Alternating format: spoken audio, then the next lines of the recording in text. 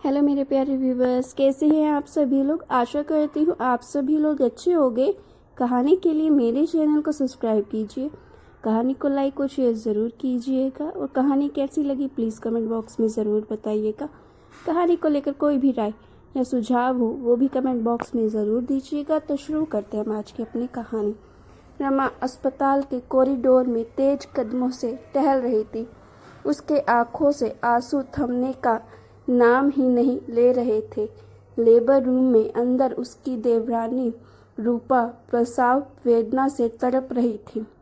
बाहर रमा हाथ में फ़ोन लिए लगातार घर वालों को फ़ोन लगाए जा रही थी, लेकिन किसी का भी फ़ोन नहीं लग रहा था। रमा को ठंड के महीने में भी डर से पसीने छूट रहे थे। उसे डर लग रहा था कि अगर आज रूपा को कुछ भी हुआ तो उसका दोष उसके ही सिर पर आएगा। रमा के सास ससुर कपड़ों की खरीदारी करने बाजार गए थे। देवर रोहन ऑफिस के काम से शहर के बाहर और रमा के पति अमर का आज बिजनेस के सिलसिले में किसी के साथ ज़रूरी मीटिंग में व्यस्त थे। रमा के लगातार फ़ोन करने पर उन्हें मैसेज से रिप्लाई किया कि वो अभी मीटिंग में व्यस्त है। किसी के फ़ोन न उठाने पर घबराहट में रमा ने सबको मैसेज करके बता दिया कि वो रूपा को लेकर अस्पताल आई हुई है। प्रसव कमरे में अंदर बाहर करती नर्सों ने रमा की घबराहट को देखकर रमा से कहा, आप बैठ जाइए, कब तक खड़ी रहेंगी। जवाब में रमा ने कहा, मैं ठीक हूँ। रूपा की दर्द से चीखती आवाज़ रमा के दिल की धड़कनें तेज कर देती और वो टकटकी लगाए दरवाजे की तरफ देखती भागती हुई जाती। तभी एक नर्स ने आकर कहा, सुनिए, आपको डॉक्टर बुला रही है। रमा भागती दौड़ती डॉक्टर के कमरे में पहुंची तो डॉक्टर ने कहा, देखिए, हमें समय से पूर्व प्रसव करना होगा क्योंकि बच्चे की धड़कनें धीमी हो गई हैं। आप जल्दी से इन पेपर पर साइन कर दीजिए। पेपर्स देखते रमा के हाथ पांव डर से थराने लगे, आंखों से अश्रुधारा फूट पड़े। तभी नर्स ने कहा, देखिए, जल्दी साइन कीजिए, हमारे पास समय कम है। रमा ने अपनी आंखों से आंसू पोंछे और पेपर पर साइन कर दिया। साइन करने के बाद उसने नर्स से कहा, ये लीजिए पेपर्स, लेकिन मेरी रूपा और बच्चा दोनों सही सलामत मुझे चाहिए। नर्स ने कहा, आप चिंता मत कीजिए, सब अच्छा होगा, बस आप भगवान से प्रार्थना कीजिए। दरअसल 8 साल पहले जब रमा शर्मा निवास में अमर के साथ ब्याह कर ससुराल आई तो सब बहुत खुश थे, खासकर उसकी सास गीता जी, क्योंकि रमा अपने साथ उनकी मुंह मांगे ढेर सारे दहेज के साथ आई थी। जैसे जितना और जो जो चीज़ें उन्होंने मांगी थी सब कुछ चुन चुन कर रमा के पापा ने उनको दिया था। सासू माँ ने ससुराल के कामों की सारी जिम्मेदारियों को उसको ऐसे सौंपा जैसे सब कुछ उसी की जिम्मेदारी थी। उसने बिना उफ किए हमेशा घर के एक एक काम किए। शादी के ठीक 2 साल बाद उसने 2 जुड़वा बेटियों को जन्म दिया, लेकिन बेटियों के जन्म के समय डॉक्टर ने परिवार वालों को बताया कि वो अब दोबारा कभी माँ नहीं बन पाएगी। जिस घटना ने उसके पूरे जीवन को बदल कर रख दिया। पोते की आस लगाए बैठी गीता जी अब रमा को अपशगुनी मानने लगी। वो उसकी बेटियों को भी कभी प्यार से गले न लगाती। अमर का ये बात बहुत अच्छे से पता थी, लेकिन वो हर बार रमा को ही समझाता, कहता, रमा, तुम माँ की बातों को दिल से मत लगाया करो, देखना समय के साथ वो भी बदल जाएगी, तुम बस धैर्य रखो। रमा का देवर रोहन उसका बहुत सम्मान करता था। वो उसकी दोनों बेटियों को भी बहुत प्यार करता था और जब भी अपनी माँ को उनके साथ दुर्व्यवहार करता देखता तो अपनी माँ को टोक देता। कुछ साल बाद रोहन की शादी तय हो गई। रोहन की शादी की खबर सुनकर रमा बहुत खुश थी, लेकिन उसकी खुशी पर ग्रहण तब लग गया जब उसकी सास ने उसे शादी की रस्मों में सामने आने से मना कर दिया। गीता जी ने रोहन की पूरी शादी के दौरान रमा को रसोई से बाहर नहीं निकलने दिया। शादी में आते रिश्तेदारों के बुलाने पर भी वो कोई न कोई बहाना बनाकर उसको अंदर ही कर देती। ये सब देखकर रमा खुद भी जाने से बचती, क्योंकि उन्हें रमा को सख्त हिदायत दी थी कि उसकी परछाई भी उनके बेटे बहू पर ना पड़े। उसकी देवरानी रूपा घर आ गई।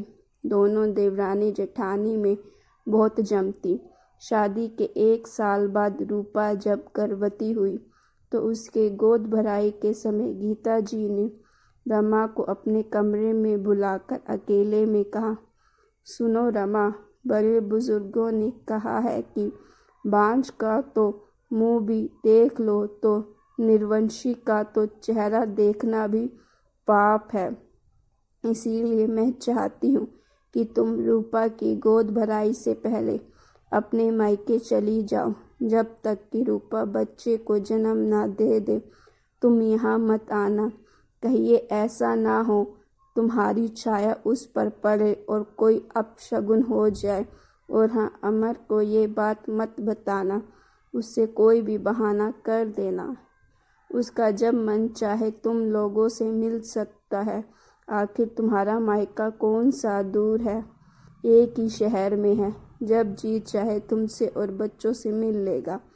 रमा उस दिन इतना रोई जिसकी कोई सीमा ना थी।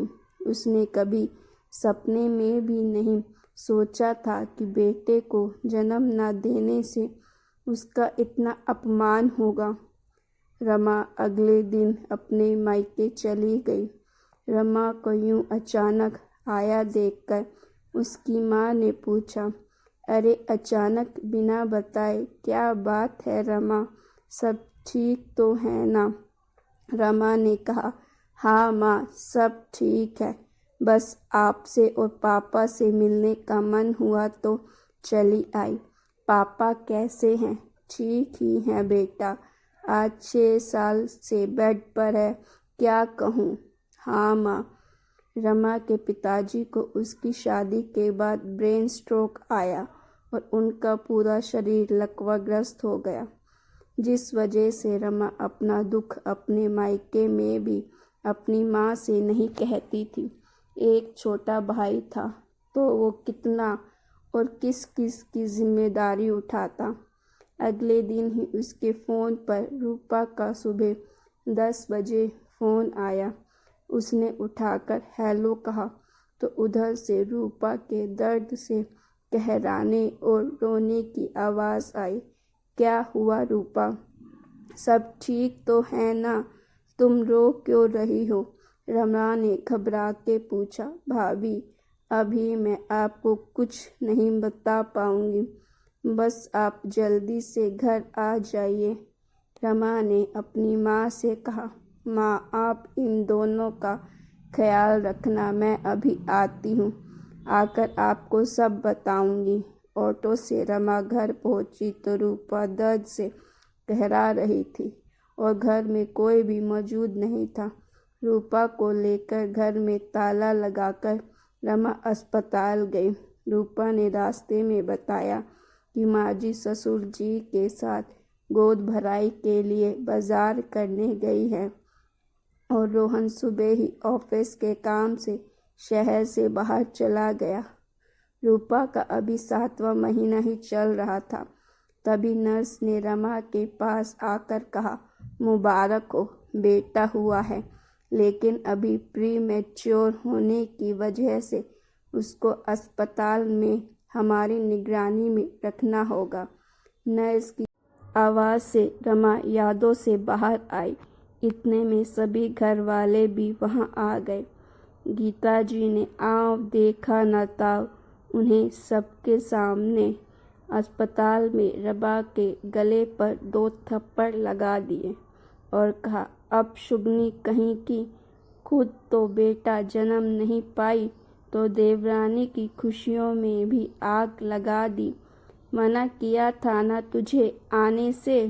अपनी माँ के बर्ताव को देखकर अमर ने गुस्से में कहा, माँ ये क्या तरीका है, आपने रमा को मारा क्यों? आखिर उसकी गलती क्या थी? सिर्फ यही ना कि उसने रूपा की मदद की। तू चुप कर जोरू का गुलाम, तू तो इसकी तरफदारी करेगा ही।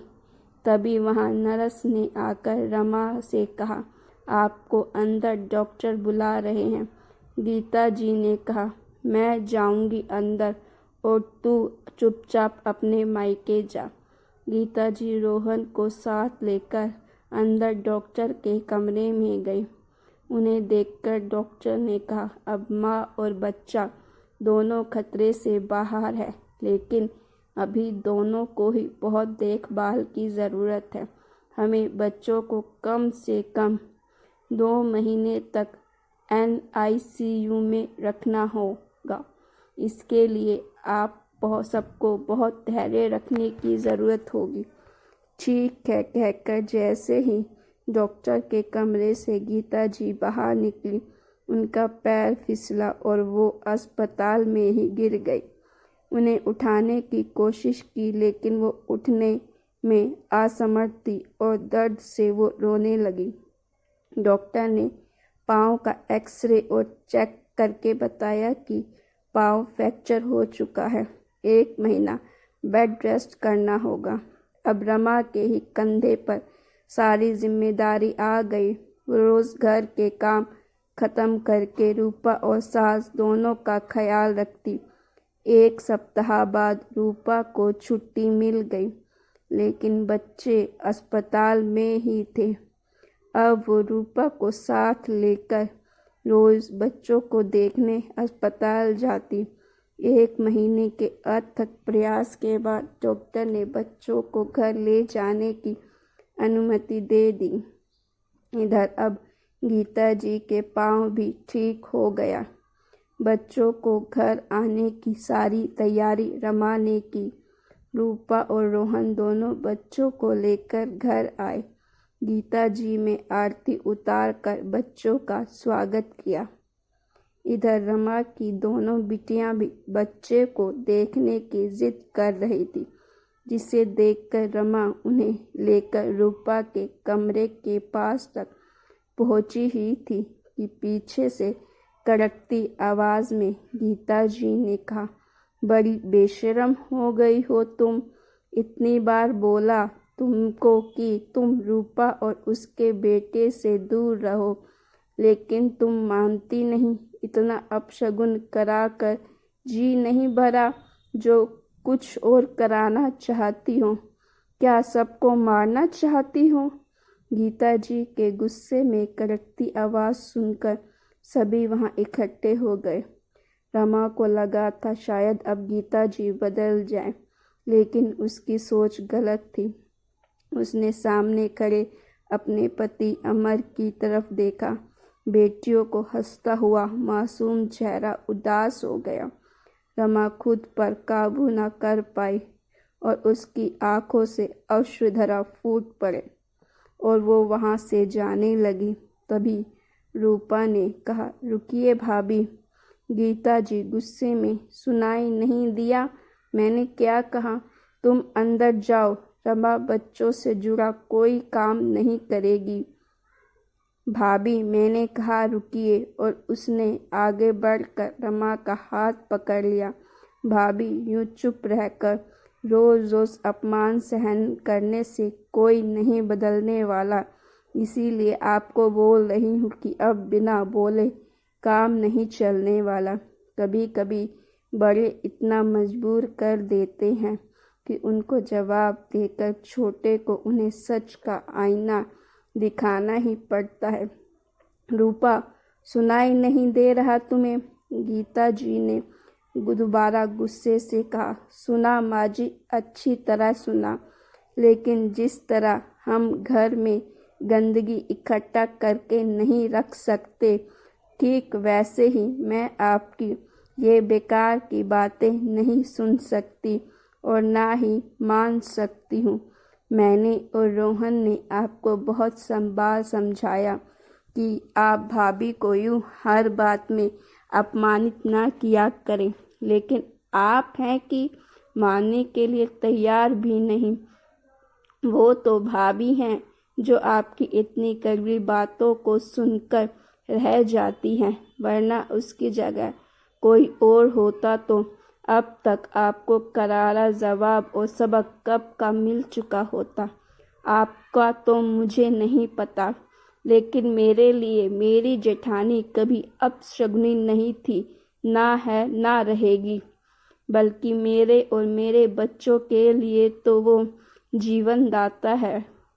अगर ये समय से मेरा फ़ोन न उठाती और यहाँ आकर मुझे अस्पताल ना ले जाती तो ना जाने क्या हो जाता।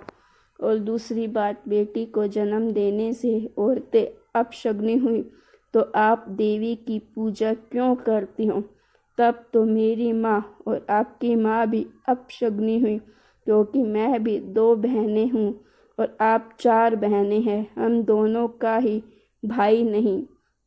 तो अब बताइए कि क्या ये कहना ठीक है? तुम अपना मुंह बंद रखो। ये घर मेरा है और यहाँ सिर्फ मेरी मर्जी चलेगी, समझी? गीता जी ने गुस्से में कहा। तभी पीछे खड़े अमर ने कहा, हाँ आप बिल्कुल सही कहा, ये घर आपका है तो आपकी मर्जी चलेगी, लेकिन मैं भी अब रमा का अपमान और बर्दाश्त नहीं कर सकता, इसीलिए मैं यह घर छोड़कर जा रहा हूँ। लेकिन जाने से पहले एक बात बता दूँ आपको, जीवन और मरण सब ऊपर वालों के हाथ में है, हम मनुष्य के नहीं।